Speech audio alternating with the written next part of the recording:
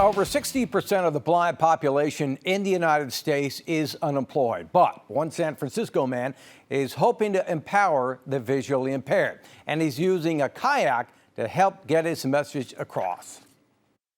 In my life, people told me you cannot do things, but if I had listened to them, I wouldn't be here. So Here has many meanings for Ahmet Ustunel. He immigrated from Turkey, earned an advanced degree, and landed a job. But today, he's here at San Francisco's Lake Merced. I had eye cancer when I was a kid. So I had it when I was born, but nobody realized until I was 3.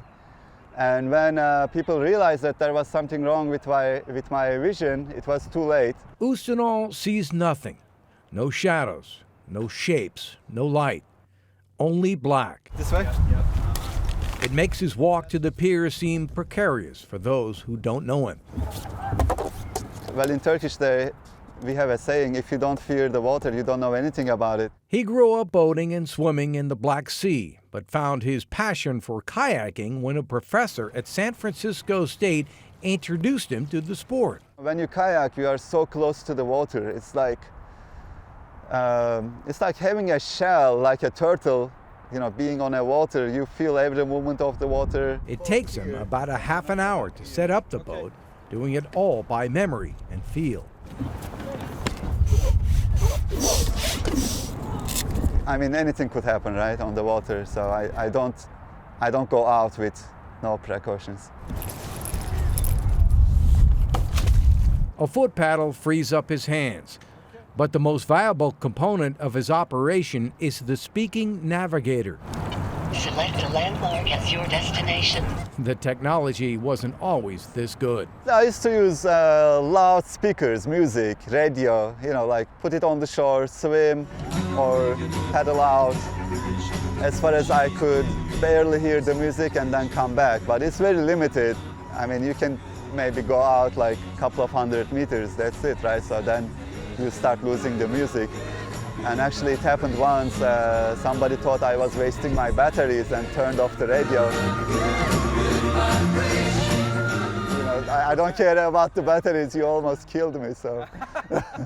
Ustunel has paddled many miles in all the Bay Area waterways. But it was the short 3-mile ride across the Bosphorus Strait last summer in Turkey that made him a legend. It's one of the busiest channels in the world. And when I told about my project to other people, they said, oh, you are like a squirrel trying to cross a highway.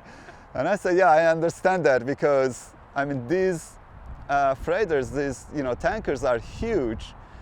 And even if they see you, probably they're not going to see you anyway, but even if they see you, they cannot stop. In order to make it work, he received a grant for $25,000 and enlisted volunteer engineers from AT&T to design special sonar devices that detect traffic on the water. 1 year of preparation for a trip that lasted 20 minutes. Short, but also groundbreaking. You know, when I approached to my landing spot, I heard people cheering and clapping. I was like, oh, it couldn't be. You know, that's it. It was, that easy, so. He's known as the Blind Captain.